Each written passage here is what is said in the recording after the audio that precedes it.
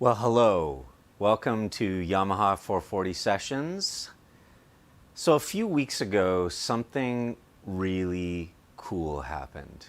They talked about it in Next Magazine.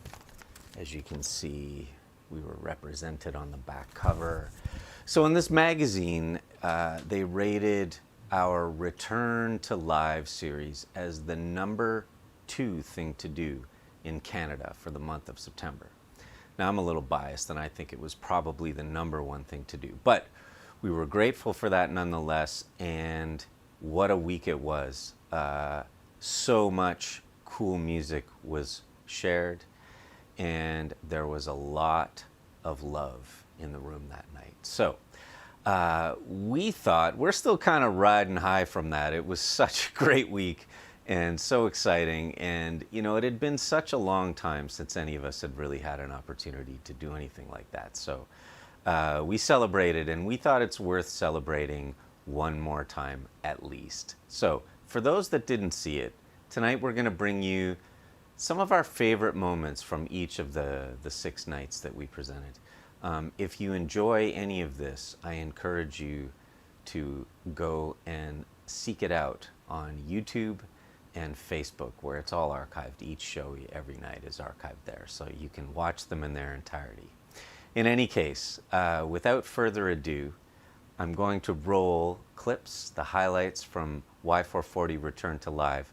And before I do that, I just want to mention to you that we'll be back with another regular Y440 next month. We're going to talk about some pretty cool things with some pretty cool artists, so I know you don't want to miss that. Anyway, Return to Live 2021. Enjoy the show.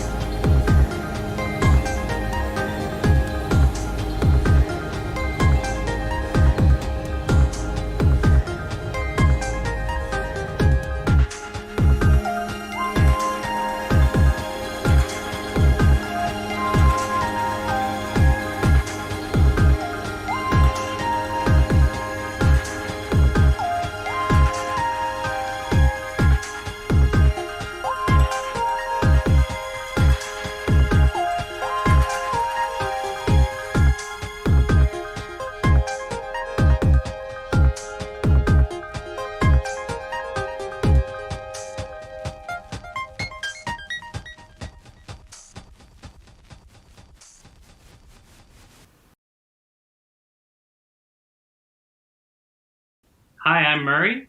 I'm Shay. And I'm Trevor, and we are Scenic Route to Alaska from Edmonton, Alberta.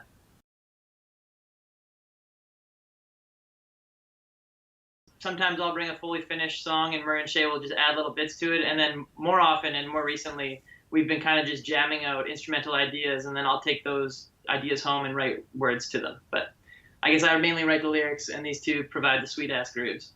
I think the songs sort of evolve a lot. We try to have periods of time where maybe we'll go to like a cabin in the woods or something and just really like hunker down on tunes, and maybe we only get like a part here and there, and then a voice memo will turn into like a whole song, or you know, we're like, oh, work on it for a while, and then we're like, this really needs bridge, and then you dive into that. Or yeah, there's a lot of different ways it comes together. For the last couple of records, we were kind of under the gun for writing, so a lot of it just kind of came out of pre-production and in the studio, which I think also lends itself to a little bit of an intuitive approach, and you don't really have time to overthink things too much or question parts, so you put everything you've got into it in the moment, and it becomes its own thing.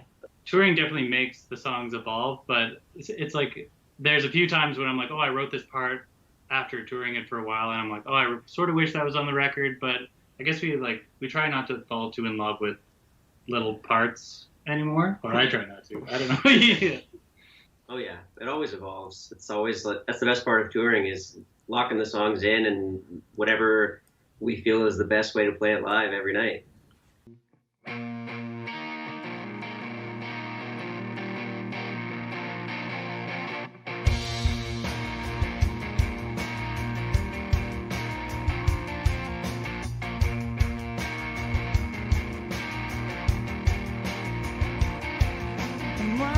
is off my back, but the weight's just been replaced.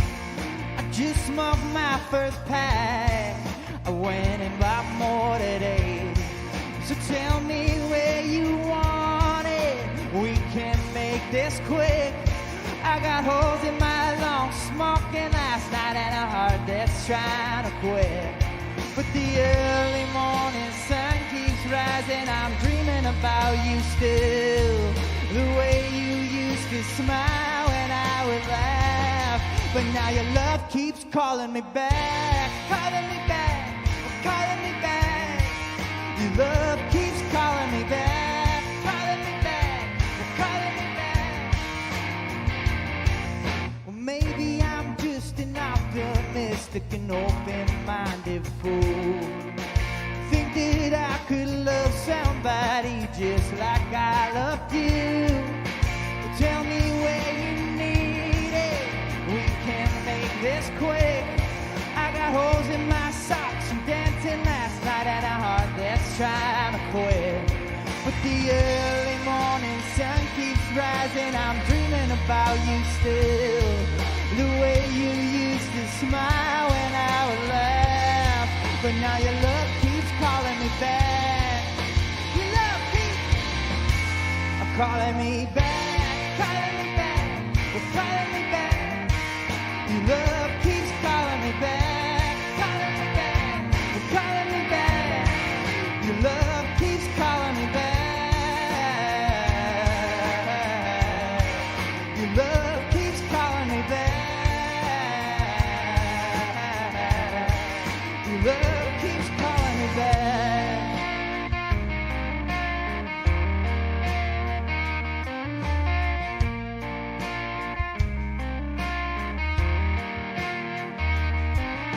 It's not gonna die, love. I'm gonna try, love. I'm gonna stay on. It's not gonna die, love. I'm gonna try, love. I'm gonna stay on. It's not gonna die, love. We gotta try, love. We gotta stay on. It's not gonna die, love. We gotta try, love. The love keeps calling me back. Your love keeps calling me back. Your love keeps calling me back. Your love keeps calling me back. Your love keeps calling me. Your love keeps calling me back, calling me back, calling me back. Love keeps calling me back, calling me back, calling me back. Your love keeps calling me back, calling me back, calling me back. Your love keeps calling me back, calling me back, calling me back. Your love keeps calling me.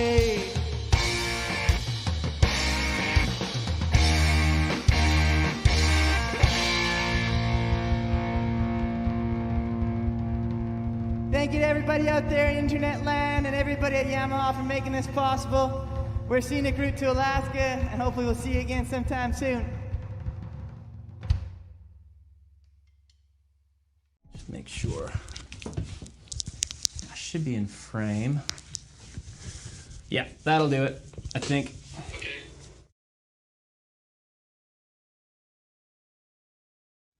Hey, my name's Jon Bryant. I'm a singer-songwriter from Nova Scotia, living in Vancouver. So when I kind of sit down to write a song, usually I'll get an idea of what the melody is going to be like first. So I'll start mapping out the verse and the chorus, usually chorus first. But with that song, I just started singing.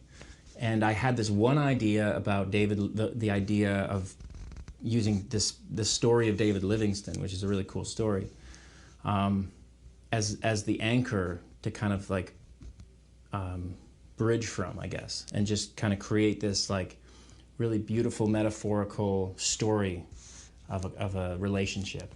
I think with that one, the David Livingstone line came first because it's the end of the first verse, and then from there I I had to sit on it for a while and sort of map out, okay, where do these lines kind of make sense in telling a story, and where do they sound the best? So it took me, I'd say, a few weeks, but I was on a train. I was doing a Via Rail train tour. This was back in 2010, and it just came together. It came together. I remember it was between Ontario and Montreal is when I finished it, and I played it for the train, and it was cool because, people are crying, and they, it was just when I had that reaction, I was like, oh, there's something about this song that really, really connects. Yeah, usually if I get some goosebumps from it, and I knew when I sang that line, "You be Dave Livingston, I'll be his African heart." I knew there was something about that line that would make people want to walk down the aisle to it later. Like it would be a relationship song, for sure. Yeah. I'd say I write of the songs that I write, I'd cut about 10 to 20% of them. I'll put them on a record, because you can't always strike gold. You go through a lot of bad songs, or just they're not as well developed, or they don't have as good of a hook or a really strong concept. And then others, they just have it. They got something too. Even if they don't have lyrics that make sense, there's something emotive about the melody that just like, I've been singing gibberish and cried, or like just gotten those goosebumps.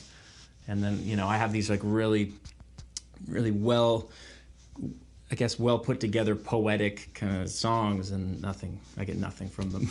So.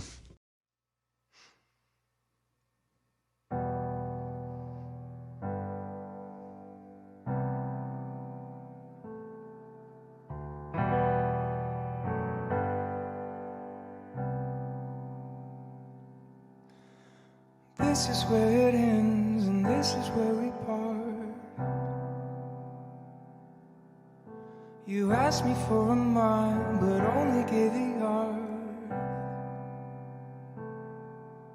Tried to pull you in, you pushed me to the wall. Walked me to the edge and let me take the fall. Come apart as we say goodbye. Feel the shock take me by surprise. I lie awake wondering if you'll change your mind. You keep me up in the night, you keep me out in the streets. No matter how much I carve away the pain, you fill the memories. Was it something I said? Was it something I done? I got so tired of all the pain, thought it was gone. And then I saw you, ooh. And then I saw you, ooh.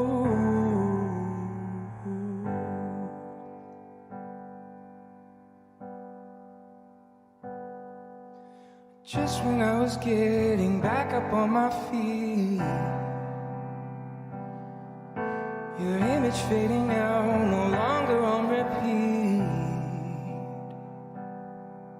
But there's a side of love that turns me like a key.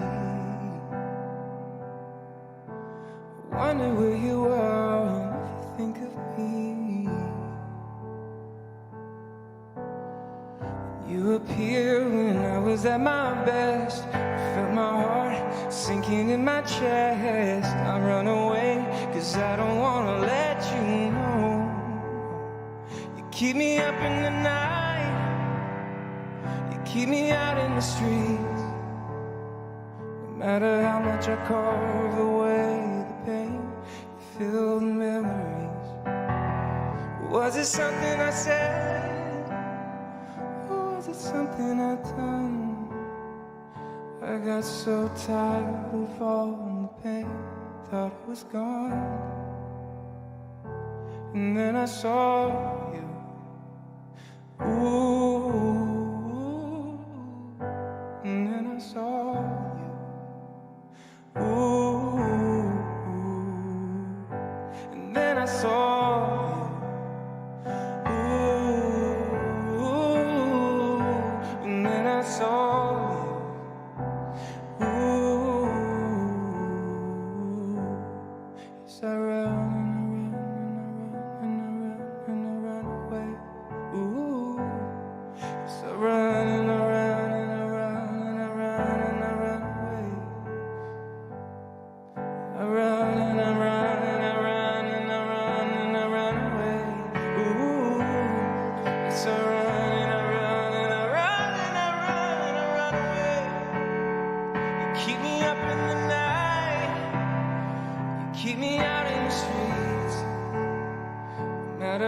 I carve away the pain, you fill the memories.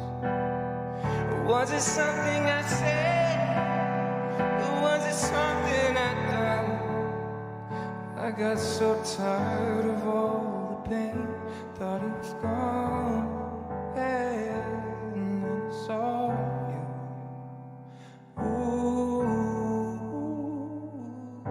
and then I saw you. Ooh, and then I saw you. Ooh, and then I saw you. Ooh.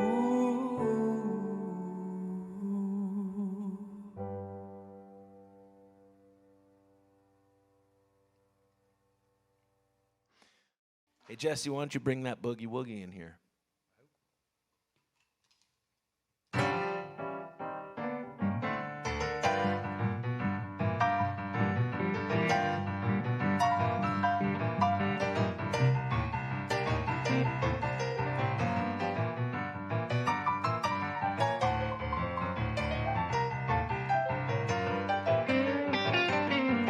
Why don't you come on down, let me show you what I got now.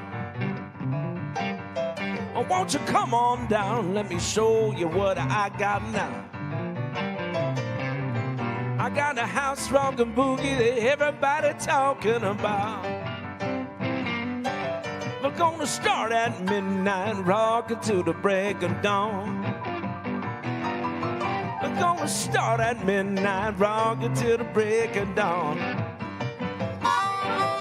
Ain't no need to be afraid, your daddy won't do you no harm. We're gonna rock, rock this house, we're gonna rock, rock this house, we're gonna rock, rock this house, we're gonna rock, rock this house, baby, rock and roll tonight. Set up my baby's table for anything you think she like. Set up my baby's table for anything you think she like. You know my baby's in town and we really gonna rock tonight. We're gonna rock, rock this house, we're gonna rock. Rock this house, we're gonna rock. Rock this house, we're gonna rock. Rock this house, baby, rock. Rock and roll tonight, all right, all right.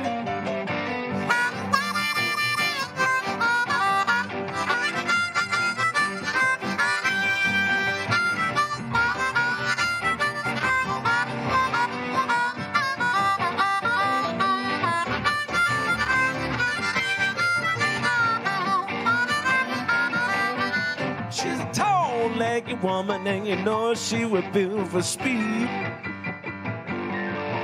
She's a tall, leggy woman, and you know she built for speed.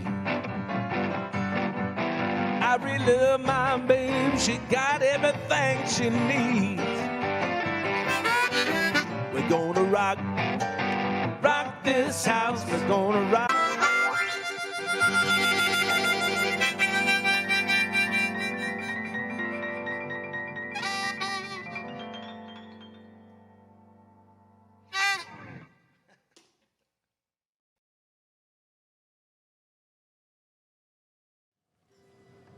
I cannot be trusted with whammy bars.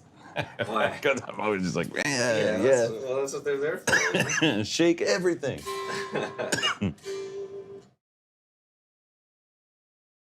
Hi, I'm Jesse. This is Chris. We're 2/3 of MOC3, Mariner, O'Brien, and Caddell.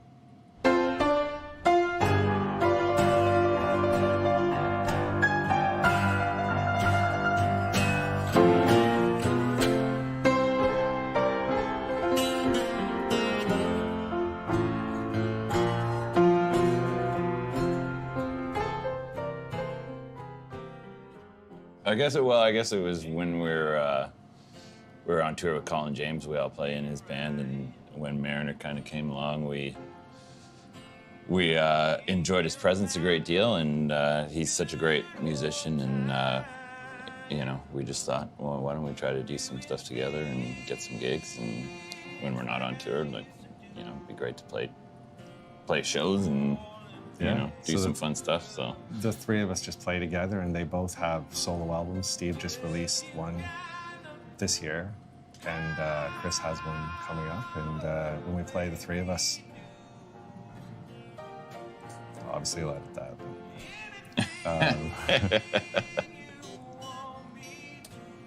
Yeah, it just kind of became, or it came about it organically, I guess. And it was just, hey, why don't we just do some stuff together? It's pretty easy to, we all know the same stuff. We all love the same music, and it's great to, you know, right before a tour, the three of us will play, right after a tour, and sometimes we get a rhythm section, sometimes we don't. Mm-hmm. Even at the end of the last tour, Mariner booked us a gig in Halifax at, what's that place called? Beerley's. Beerley's, yeah. So end of a big tour, we just rounded up all the guys and went to a bar and played after. Yeah. After I think we were at the casino there or something. But yeah, but actually right now we're just rehearsing with Sass Jordan. We're doing their second blues record. We did her last one, Rebel Moon Blues, a few years ago, and it turned out really well. And so we're back doing that again.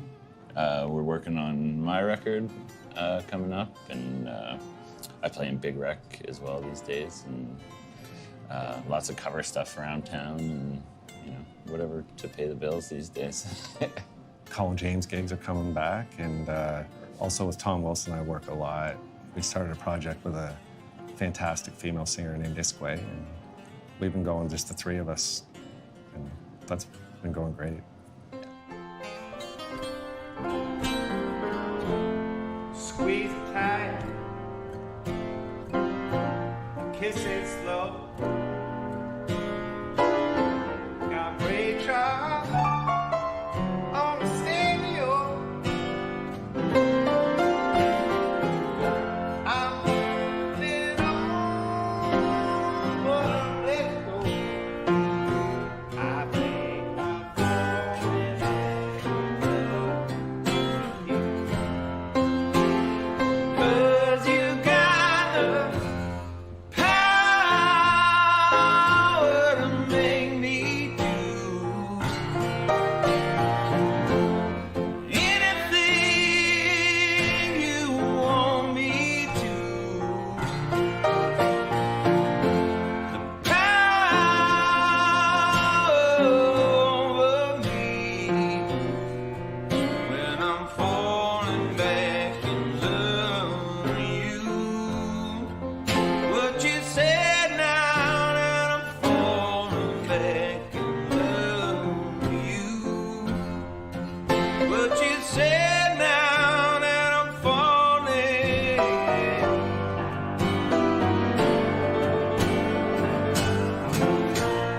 falling back in love with you.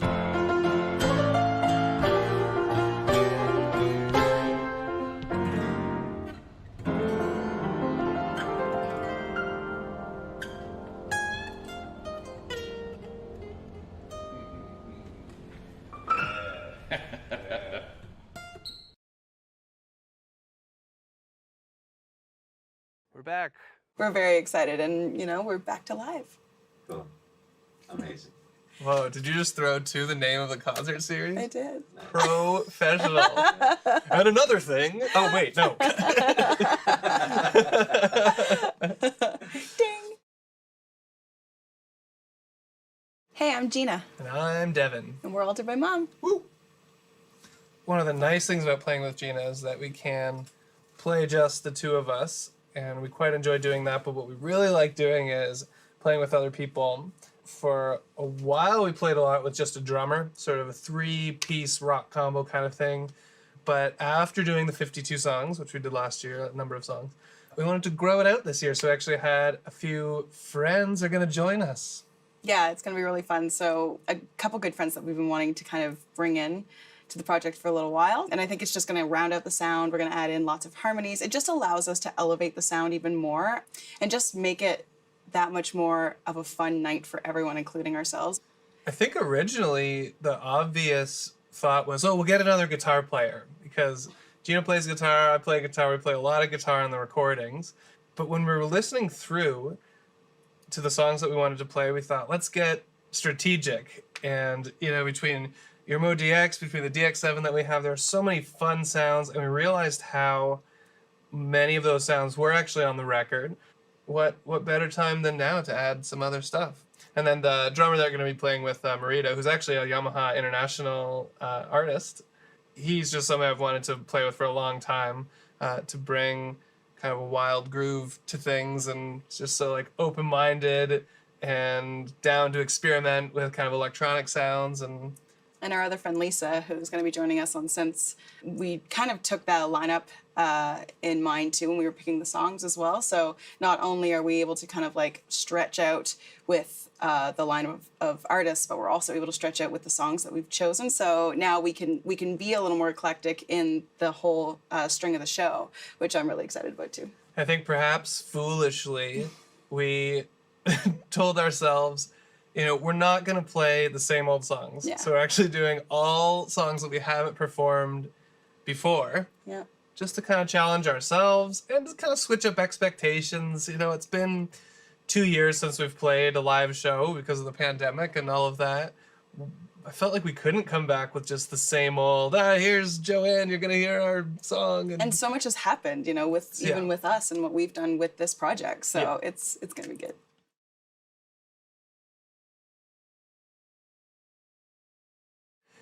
I never really think, I think if I'm working with a band that has a set lineup and they know what they're going to be playing, and it's like these 5 people play these things, then in the studio it's kind of like, okay, let's arrange it with those parts. When I'm writing, or when we're writing, or when we're writing with somebody else, I always feel, I'll joke around, I'm like, this sounds like a problem for later us, how to play this live. Like, let's do this now. Let's do what needs to happen. If it needs little keys on this part, or it needs a wall of guitars, or it needs bongos, which I think are mandatory on most songs, then They definitely are. Yeah. Then it's sort of like, let's get this song, let's get the recording sounding the way we want, and worry about the live thing later. And now that we're at the worrying about the live thing later, it's actually a cool test to say, okay, what parts are in the arrangement that are non-negotiable? What has to be there? And that influenced who we chose, too, for this show specifically. We tend to choose who we want to bring on stage with us, depending on what songs we're wanting to showcase. And this one is quite eclectic, so we chose folks that we have always wanted to have the opportunity to share a performance with, and now we get that chance. They're quite eclectic, so You'll see. Some of them I never thought that we would ever play. Like the second song, which is called Tunes, Moves, Tricks, and Fun, is just a really kind of wild party song. And so that'll be really fun. And then there's some, we really kind of are planning on taking you for a ride with this one.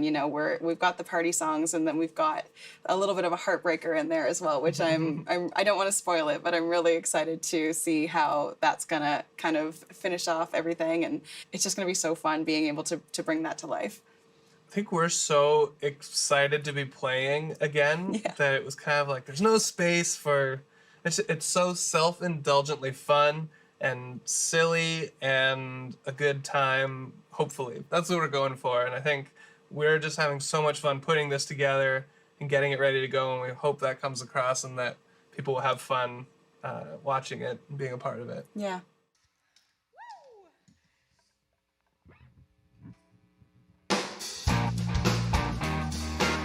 Called Beans for Breakfast. It's about eating beans for breakfast, trying other people's food. A funny little thing here on the plate. I gotta play a game called Find the Eggs. Toast is nowhere to be found. Nothing to the face down on the ground. I say no OJ for me. No SIP or vitamin C. There's no breakfast on my seat. I'm gonna eat up all my beans. I'm gonna eat up all my beans.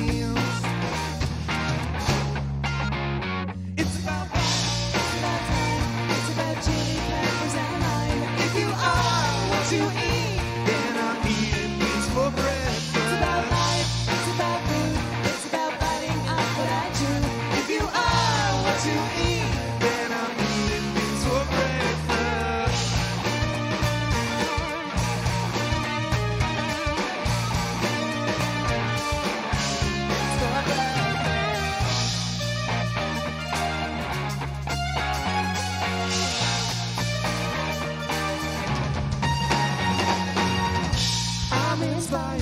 myself. Put oregano down off of the shelf. I don't need no recipe. Raisin peanut butter, mozzarella. Pomegranate might be nice. Served on a bed of coconut rice. But before I dream these vivid dreams, I'm gonna eat up all my dreams. Eat up all my dreams.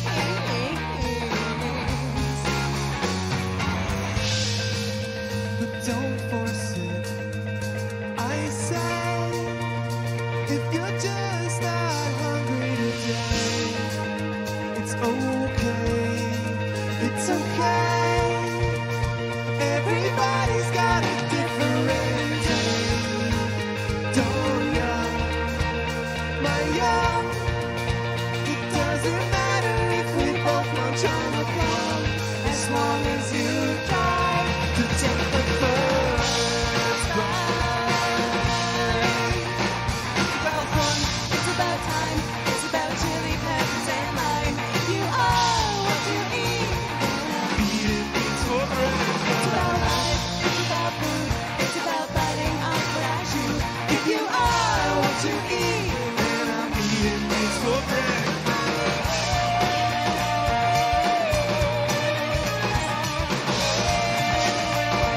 Eating things for breakfast. Eating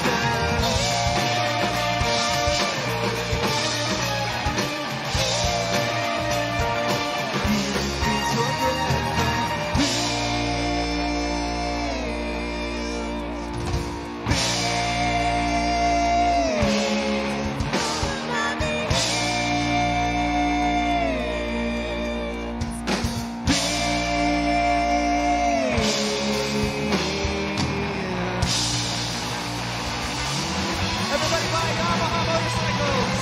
They're superior!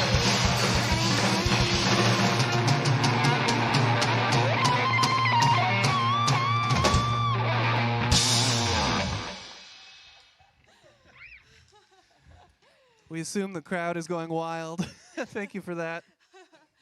Thanks, everybody. Hey, I'm Skye Wallace. I'm a singer-songwriter from Toronto, Ontario, and I like to play rock and roll music.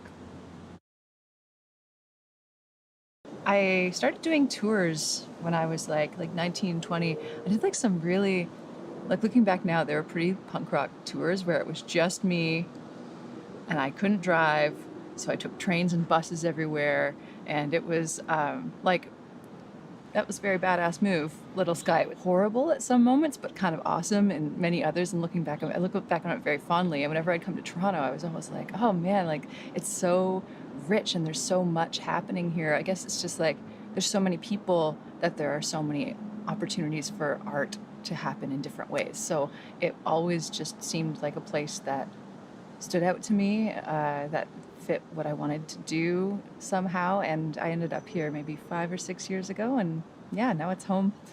Because I didn't have like roots in one specific place, I kind of had influence from places that my family was from. Like my grandfather that I grew up with is from Newfoundland, so a lot of that storytelling integrated itself into my music and songwriting, and I'm very fascinated by place and story and the people within it because I traveled around so much. So it's it's all been part of the grand scheme of things. I started to develop over the course of this whole progress kind of like a punk rock ethos though. So I started with acoustic guitar, started doing like the pretty straightforward folk music, which was awesome at the time, and then I started adding I put distortion on my acoustic guitar, and I wanted to do like the Neutral Milk Hotel kind of vibe, and then from there I added like strings, drums, and then it just kind of morphed into what was a rock band, and I was still playing acoustic guitar, and then I needed to make the switch to electric, and it just it clicked, and I kind of finally found my sound. I was really deeply angsty as a kid, as a teenager, so I think when I started writing music, it inevitably, I started with Bob Dylan and Neil Young, but that led to the protest songs, and then Neil Young's further stuff. When it got heavier, it got really my favorite band when I was younger was Against Me, and so that kind of through line of like a lot of their stuff had that acoustic sort of vibe, but that charge, like punk rock charge through it all. And I think that was kind of what eventually led me into getting more into like the punk sphere of things, because I was like a big punk rock fan when I was younger. And one band that's really been kind of an important one for me as far as like marrying kind of like a punk rock background with the storytelling, with the songwriting, is the Y440s, because like John K. Sampson is like my hero for songwriting and everything, so that was a big one for me. I was trying to like find where I fit, because like that storytelling really lent itself, like that was very much a folk thing, right? And so I was like, that was very much going on in the background. I was still like listening to all this music and like, you know, kind of silently pining for wanting to create that kind of music. It was also like what was available to me at the time. I was still like figuring out my skill set and like how to do that.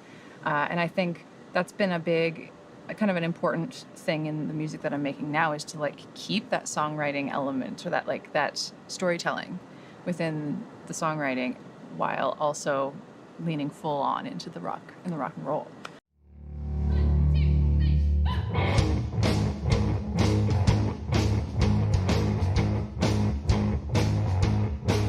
How's everybody doing tonight? Online? In the comfort of your own homes? We're coming at you from Yamaha, Canada. Thanks for having us. This is There's a Wall. It's not a sweet lesson in the day with the night is dark with 1,000 stars that I can see. And I am working every day a little harder, and I can see it. And I look forward to nothing at all, to nothing at all. I can't raise a child, look on every veil where it's so wild. I want to make waves when I'm escaping there, it's so wild. I'm running it down. I'm running it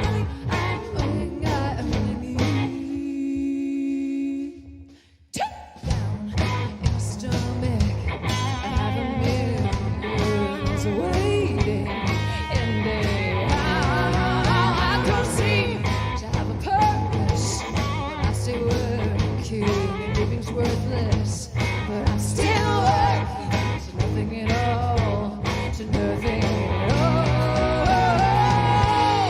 I can't raise a child, look on every veil where it's so wild.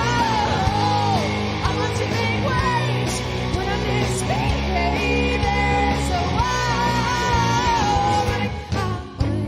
I'm running it down. I'm running it down. I'm running it down. I'm running it down.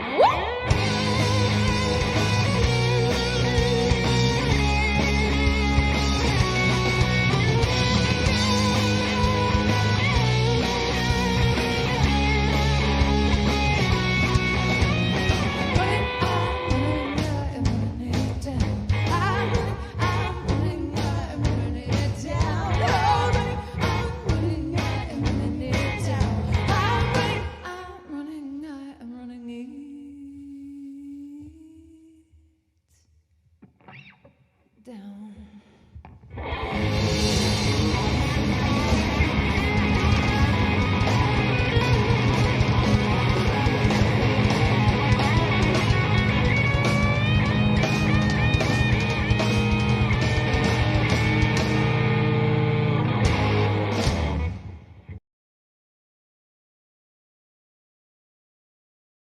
Or you can. Okay. Are we rolling? I think we're rolling. To like. Okay. You guys want to do your... Hi, I'm Candace. And I'm Mike, And we are the Hello Darlins. featuring Brent Bodrug. Nice.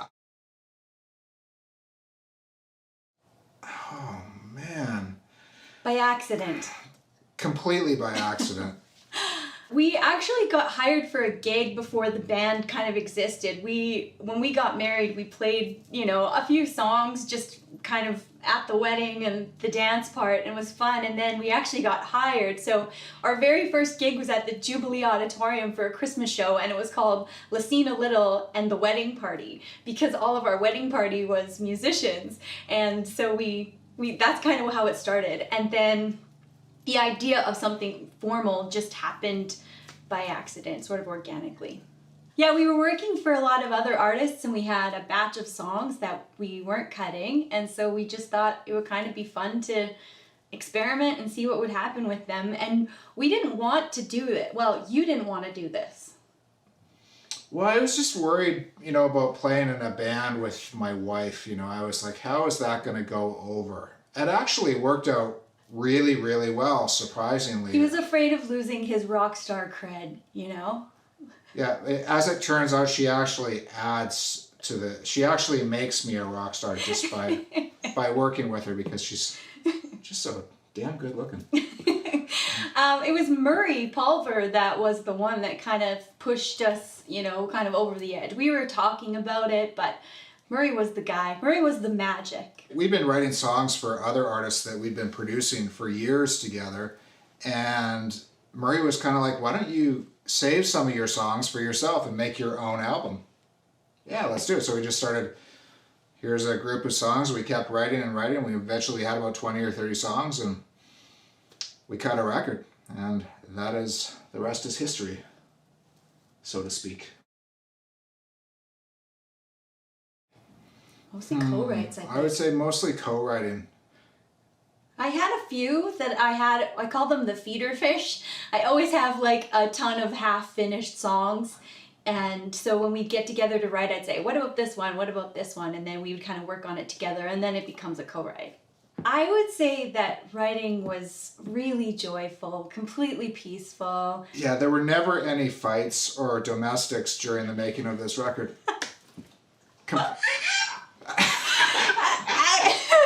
Actually, I believe Mike's favorite terminology is two vipers in a cage. Yeah. And Murray, we credit for being a bit of a marriage counselor as well. So that came with making the record. Was also, we worked through, other deeper issues. And Murray was the mediator. We've been doing this a long time, and so we're both pretty confident. So it'll be like, Candace will be like, no, that's the lyric. And I'll be like, no, you're wrong. This is the lyric, and then it'll be boom, boom. But what ends up happening is we always get to a good place with the songs at the end. Which is always my ideas. Yeah, basically I just have to agree to her ideas, and then we're good.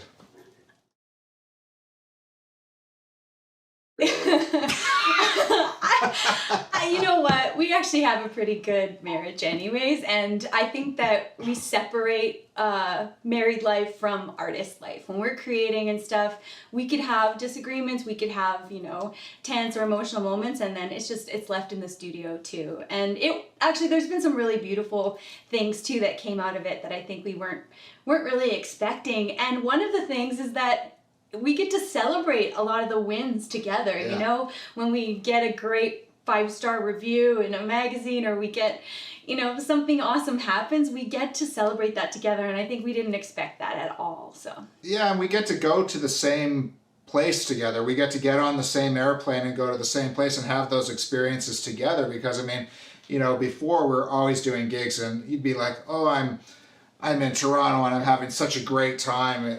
Wish you were here, Yeah, it's great. We can do it together.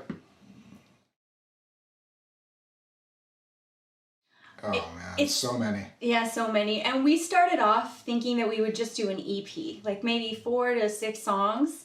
And then I'd be like, but what if we added another one? But what if we added another one? And there was a certain point where Mike was like, how many are we gonna do on this EP? I was like, I think it's becoming an album. So we did it in stages. If Candace would have had her way, this would have been a double album. Our debut album would have been a double album, because there were so many songs, and I was like, okay, we really just have to cap this at 11 songs, and let's just make another record next year. Yeah, that's the plan. But the magical moments were, for me, all in the studio. Just the energy and the connection of such incredible talent that came together to play Yeah. on this record, and that happened over and over and over again. And that's the idea behind it being a collective, is we could pull together all of the best talent.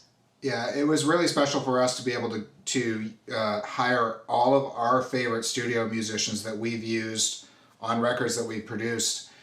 And you're absolutely right. Like when they were in the studio, it was just pure magic. There were 2 sessions. There was 1 session in Winnipeg. Half of the record was done in Winnipeg, and the other half of the record was done in Calgary. And yeah, Murray Pulver and Russell Broom on guitars together. It was just like the best thing ever. It was like Christmas. Yeah, we were kind of fans, kind of just music nerds in the studio, just like watching every moment.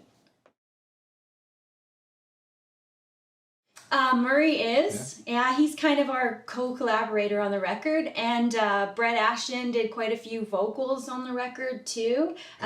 We're bringing out a new young studio player named Kyle, and Mike has worked with him quite a bit in the studio, so he's real fireball. And he could really sing. Yeah, and then we got Kent McRae on drums, he's a super decorated musician, really skilled dude, so it's gonna be fun. Yeah, and Kent and I have been playing together since the early 90s, and he's very steeped in the blues and has had an amazing career, an amazing musician, so excited. Amazing.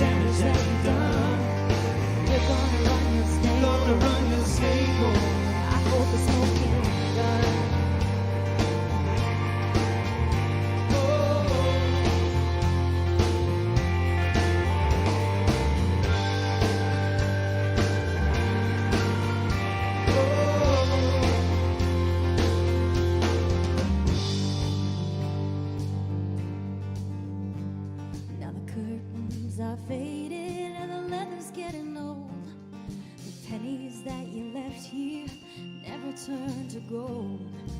I will turn the postcard into burning flame before you sail an arrow through my heart again. If you knew where to look for real love, if you found a four-leaf clover, it wouldn't be enough. 'Cause the dust will never settle on the damage that you've done. You're gonna run your stable.